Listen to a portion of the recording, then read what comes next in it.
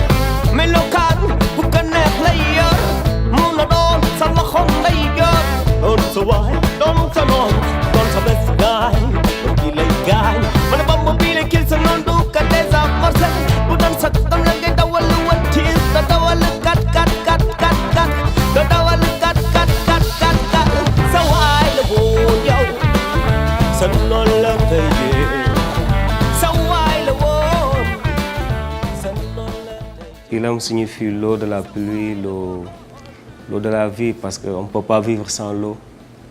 Donc c'est ça qui m'inspire à cette nom-là, Ilam. Bah, je peux dire depuis l'âge de 10, que j'ai 10 ans, 12 ans, genre comme j'ai grandi avec ça, genre c'était... J'ai toujours aimé chanter, faire des trucs et tout, tu vois, musicalement. Et que aussi je viens dans un quartier où il y avait beaucoup de griots aussi. Il y avait des rappeurs, il y avait des gens qui faisaient des reggae. Mais j'ai grandi dans cet environnement-là et ça m'a un peu influencé. Et que mon père aussi, ils avaient des amis griots qui venaient à la maison. Que quand ils venaient de village, ils dormaient chez nous avec des instruments et tout. Donc c'est comme ça que ça est venu naturellement. Oui, les griots, moi je les appelle, c'est eux qui répertorient, c'est comme un répertoire de toute l'histoire, tu vois. Donc eux, ils étaient mieux placés pour être chanteurs, pour passer un message. Mais moi je ne viens pas d'une famille griot et c'était pas facile le début, tu vois. Parce qu'il n'y a personne qui chante dans ma famille. Et quand je suis venu, j'ai dit que je veux être un artiste, ce n'était pas facile pour mes parents. Mais après, j'ai eu à leur convaincre. Ils m'ont donné la bénédiction pour faire ce que je veux. Lui, avant le travail, il aime qu'on soit en famille, tu vois. C'est quelqu'un qui aime ça, qui aime... Même en dehors de la musique, on se croise, il aime ça. On se croise, on discute pour se sentir à l'aise, tu vois. C'est quelqu'un qui est comme ça, qui réunit les gens. Ce que j'aime sur lui, et tu ne peux pas dire qu'Ilam il fait du soul, Ilam il fait de la musique. Et avec le mélange, lui il vient d'ici, moi je viens du Sénégal, tu vois. Et on fait le mélange, des fois il amène ses idées, moi j'amène Ilam et ça forme une belle ensemble, quoi. La guitare, moi j'ai toujours aimé le son de la guitare. D'ailleurs même quand j'étais au conservatoire, je n'avais pas d'instrument, parce que je n'avais pas les moyens aussi d'amasser une guitare, tu vois. Et que le cadeau le plus grand que ma mère m'a donné, c'est d'amasser une guitare. Les conservatoires au Sénégal, ce n'est pas les conservatoires comme ici. Mais il n'y avait pas beaucoup, ce n'était pas équipé. Je me rappelle, il y avait juste un piano, il n'y avait pas de guitare. C'était pas les conservatoires comme ici. Mais quand même, avec le peu qu'on avait, tu vois, on créait, il y avait des professeurs qui venaient et tout. Donc c'était un bon moment quand même. Ouais. Mais nous qui faisions la musique, on n'était pas nombreux. Donc on était devenus on s'est fait des bons liens avec les artistes. On chantait des fois, on faisait des jams et tout. C'est des moments où j'ai composé aussi beaucoup de morceaux que j'ai en train de chanter en ce moment-là, tu vois. Donc c'était un moment, quand je dis un moment de plaisir que je ne vais pas oublier, c'était une école pour moi. Ouais, mon groupe, c'est... Tu sais, chaque chose a son début. Et moi, mes débuts, c'était là-bas. C'était dans ce groupe-là, tu vois. Quand même, on a eu à faire beaucoup de choses. On voulait même sortir un album. On a participé dans une compilation. On faisait des hip-hop, mais pas hip-hop comme pur et dur, quoi, tu vois. Quand je dis hip-hop pur et dur, c'était pas des gangsters, tu vois. C'était une musique. On faisait du soul, mais on rappait en même temps, tu vois.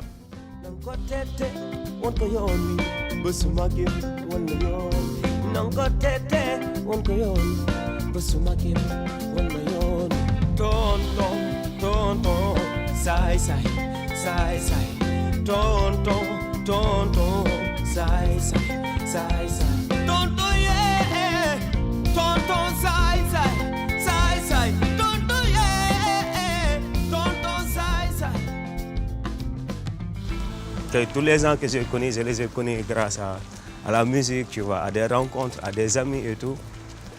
Donc aujourd'hui, c'est pour moi un plaisir, tu vois, d'aller le voir, vous montrer ce qu'il fait comme art en général. En plus, elle est peintre. Elle est spéciale, on va le voir. L'art, c'est vraiment comme la trame de nos vies. Et la musique, c'est le soundtrack de nos vies. Les artistes, souvent, on sous-estime l'importance qu'ils ont parce que moi, quand je crée, j'écoute de la musique. Quand je suis triste, j'écoute de la musique.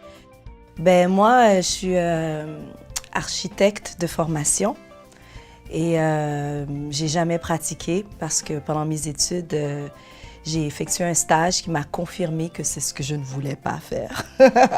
Alors, tout de suite après, je me suis inscrite en graphisme dans un programme accéléré et c'est ce que je fais comme métier depuis la vingtaine. Donc, je pense que mon travail, c'est un peu l'extension de qui je suis académiquement, les lignes, les formes. On sent beaucoup d'équilibre là-dedans. Donc, c'est sûr que mon bagage architectural est présent dedans. Puis en même temps, je suis une amoureuse de l'art urbain dans toutes ses formes. La musique, la danse, le DJing. Même, je pratique un peu le DJing en ce moment.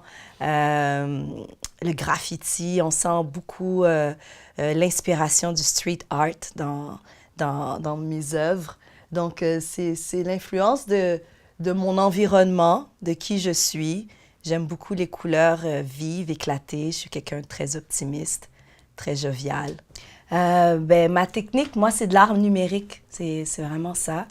C'est de l'art numérique. Donc, je pars à partir d'une image et puis je la déconstruis et je la reconstruis. Je travaille à l'ordinateur avec une tablette graphique. Mes logiciels de prédilection sont Photoshop, Illustrator. C'est aussi très inspiré du pop art. Moi, j'ai beaucoup travaillé dans le domaine de la mode.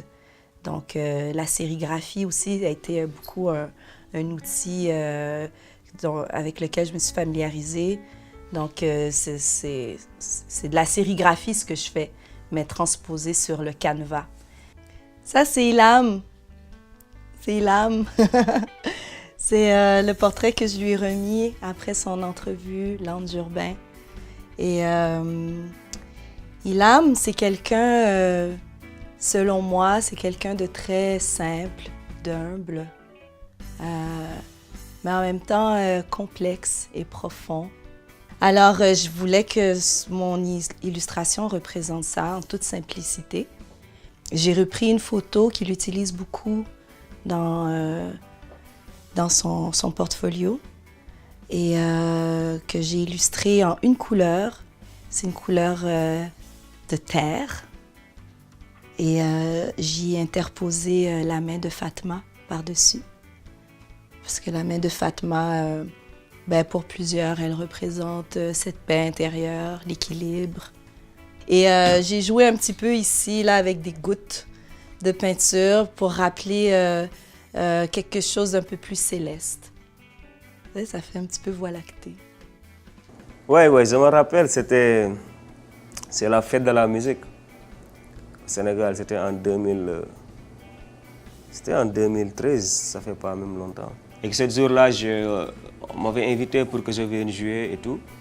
Parce que là-bas, genre, ils ne te donnent pas l'heure que tu joues, tu vois ce que je veux dire. Et ils m'avaient invité, je suis venu, j'ai passé là-bas comme 14h jusqu'à 3h du matin et je n'ai pas joué.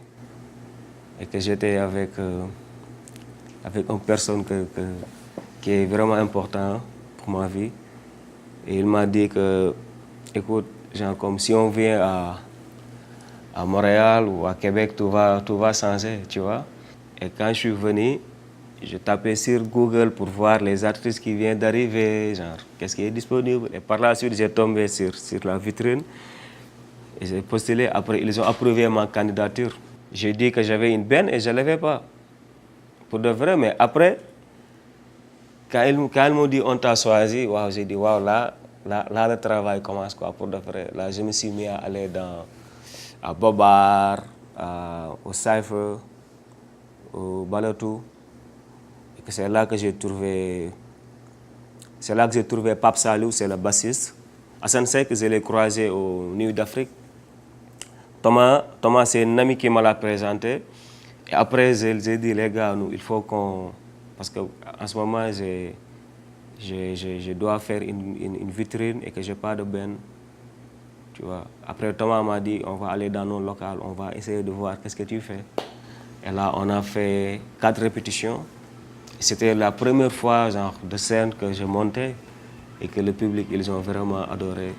Et que depuis, on travaille vraiment pour ça, quoi. On est là, on travaille pour ça.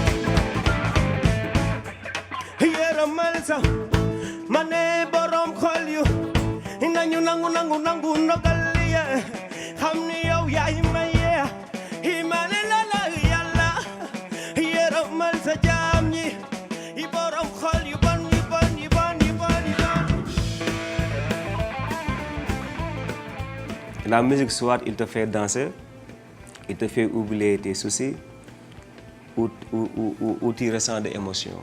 Tu vois? Et pour moi, c'est ça la musique. Même si les gens ne comprennent pas ce qu'Ilham chante, c'est quoi l'histoire, mais il arrive à aller plus loin que l'histoire, il arrive à bouger, à danser. Et pour moi, c'est ça l'essentiel, c'est ça le vrai essentiel, quoi, tu vois. Mais derrière chaque musique que je fais, il y a un message aussi. Il y a des morceaux qui s'appellent Tonton Sai Sai, que je dénonce les pédophilies, ce qui abuse des enfants en général. Et qu'on est là pour ça. Parce que la musique, si ça ne te fait pas danser, ou ça ne te donne pas une leçon, pour moi, ça reste, quoi, tu vois. Et que moi, c'est juste ça. On essaie de passer le message, quoi, tu vois. Avec des mélodies, avec des rythmes. Ouais. Même si il me chante en wolof ou en français ou excusez, en peul, mais qu'il y a quelque chose d'universel, quoi. Parce que quand tu fais un show et que le monde vient te dire des mots que tu même, qui sais même pas, genre comme, il y a beaucoup de valeur pour moi et que ça n'a pas de prix, quoi. Tu vois, l'art n'a pas de prix. Les frontières sont là, tu vois, mais ça ne doit pas être dans nos esprits. Et que la musique aussi, c'est ça. Les gens dansent dans un même rythme. Même si leur histoire est différente, c'est un moment de communion. La musique, ça ressemble. Et que genre, je dis merci à la vie aussi de me donner l'opportunité et le sens de parler et de faire danser aussi, tu vois. C'est ça que je veux, quoi. Je veux vivre de mon art pleinement, réaliser mon rêve.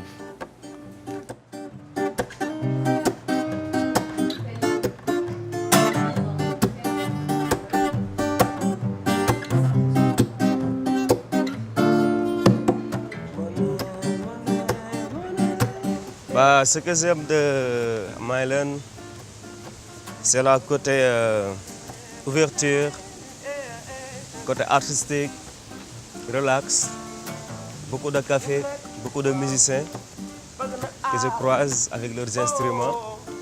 Et tout ça, ça m'inspire.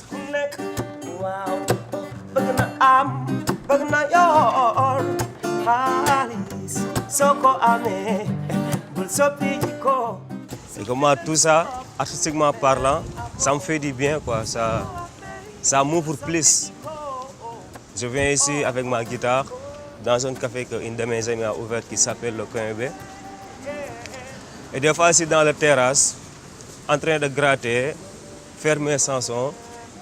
Que des fois, il y a un autre artiste qui vient avec sa guitare, on jam, et là, ça commence.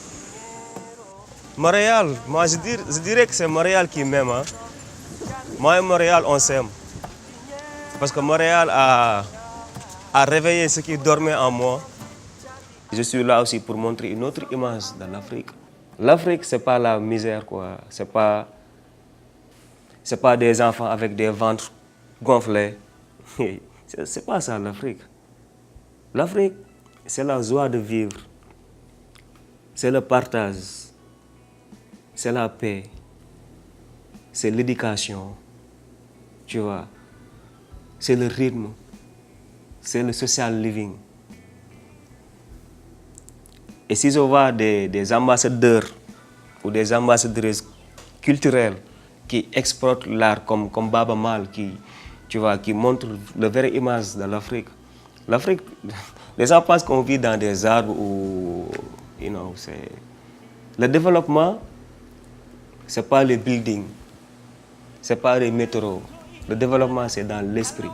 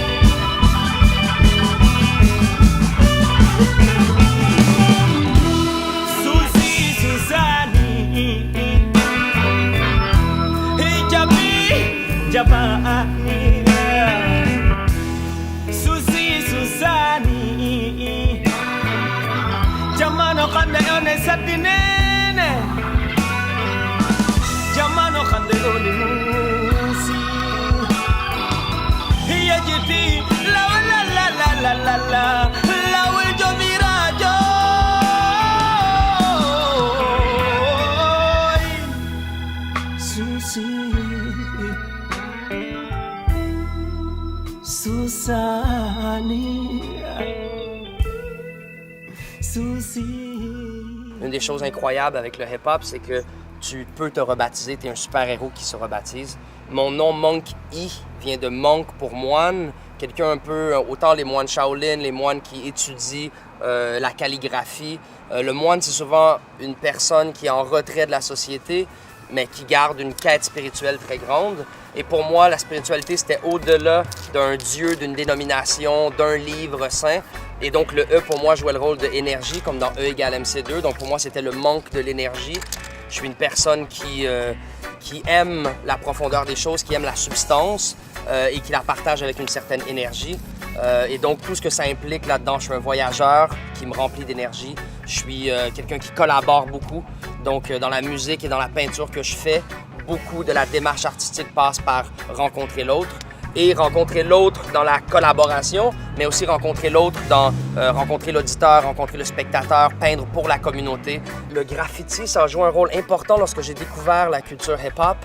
Lorsque j'ai découvert le hip-hop quand j'avais 14 ans, je peignais déjà, j'écrivais déjà, j'étais déjà un activiste, j'étais déjà un jeune penseur. Donc, pour moi, le hip-hop a réussi à regrouper toutes ces différentes avenues-là que j'avais au niveau de ma poésie, c'est devenu le rap. Mes dessins conventionnels sont devenus le graffiti. Puis mes idées ont pu être utilisées dans cette culture-là, dans cette communauté-là qui était déjà une sous-culture, quelque chose qui revendiquait une parole pour les sans-paroles. Comme je te disais tantôt à l'atelier, c'est que vu qu'on peut pas faire les mélanges comme avec du au pinceau, il faut vraiment que j'ai tous les dégradés. Donc là, j'ai tracé, j'ai mis mes proportions et là, je vais vraiment faire le dégradé complet en partant du foncé jusqu'aux lumières de plus pâles. Donc là, c'est ça que je vais faire. Moi, en ce moment, c'est juste impressionnant.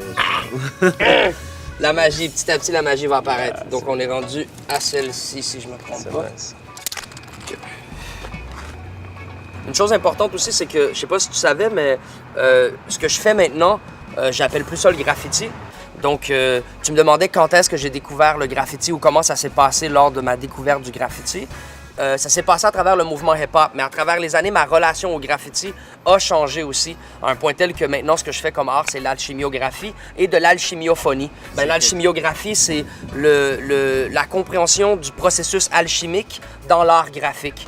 Donc, je suis un rappeur et un graffeur, mais avec un petit quelque chose de plus derrière qui permet à l'auditeur de pouvoir aller chercher les couches qu'il a envie d'aller chercher au niveau de la compréhension ou du plaisir de découvrir des choses. Le hip-hop m'a éduqué, j'ai trouvé des mentors, j'ai trouvé des grands frères, j'ai trouvé des opportunités jusqu'à en devenir mon métier, en devenir ma manière à moi de redonner à mes petits frères, de changer le monde. Moi, je crois que je change le monde. Ouais. Je change mon monde, du moins, avec cette magnifique culture-là. Et je sais que tu fais la même chose. Ouais. On essaie, chaque fois que je t'entends chanter, c'est le contrôle des vibrations, la capacité d'emmener les gens avec toi quelque part. Ouais. Et ça, tu le fais à merveille. Tu es un champion de ça. Check. Je vais faire disparaître quelques trucs aussi.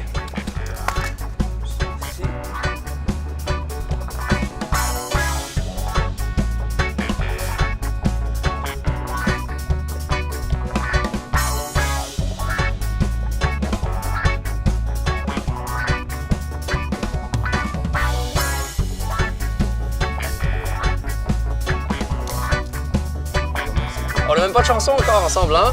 Là, après, la prochaine étape, c'est notre chanson, hein? On va faire une chanson claire, man. Touki, hein? Touki, le voyageur. Le voyageur. Yes, mon bro. Merci pour tout, hein? Merci. Je pense que définitivement, comme raffiner sa vision de ce qu'il veut faire musicalement. Puis juste... juste sur scène, en live, on s'amuse vraiment plus, on est vraiment plus à l'aise. Puis... Plus mature. Ouais, plus mature, définitivement. Cool. Je me souviens quand il était venu, la première fois qu'on s'est rencontrés, vraiment, il était venu me voir à mon local de musique. On était juste les deux, lui avec sa guitare, puis on a juste jammé. Puis ce qui m'a frappé en premier, c'est sa voix. Parce que, je veux dire, il y a une voix tellement unique, puis tellement belle, puis ça parle à tout le monde. Je pense que n'importe qui entend Ilham chanter sur une scène, ils vont se retourner, ils vont être comme « c'est qui ça? » Genre, ça te parle directement. Tout ce que j'ai vécu dans ma vie, ça me donne plus de motivation. Parce que quand je suis là aujourd'hui, c'est parce que j'ai surmonté beaucoup de choses dans ma vie. J'ai appris beaucoup de choses. J'ai eu beaucoup de trucs qui m'ont arrivé comme tout le monde parce qu'on vit aussi, tu vois. Et que pour moi, ça m'inspire, ça me donne de motivation, ça me donne beaucoup d'inspiration. Donner, c'est pas facile. Et quand tu donnes pas des choses que tu n'aimes pas, hein. Donne des choses qui sont plus précieuses et que ça va te revenir. Donner, c'est comme prendre un ballon de tennis. Si tu le lances, ça revient à toi. Si tu donnes du bien, tu vas avoir du bien. Et que moi, avec la musique que je fais, je veux juste donner du bien aux gens, aux personnes qui m'écoutent. Que la musique, c'est, tu vois, des fois, c'est pas facile de nos jours de dire que je laisse tout pour la musique. Ça, c'est une vraie... Il faut avoir du courage pour le faire. Mais aussi, je suis sincère parce que j'ai une bonne équipe qui sont là pour moi et qui m'aident, quoi. Des gens authentiques qui sont là à me pousser pour que ça se réalise. Aussi, j'ai beaucoup de l'opportunité aussi avec la Radio-Canada, avec le Conseil des Arts de Montréal, la vitrine locale métissée. On a besoin de ça aussi pour dire que, en fait, le combat, tu n'es pas seul. Il y a des organismes qui sont là pour te pousser.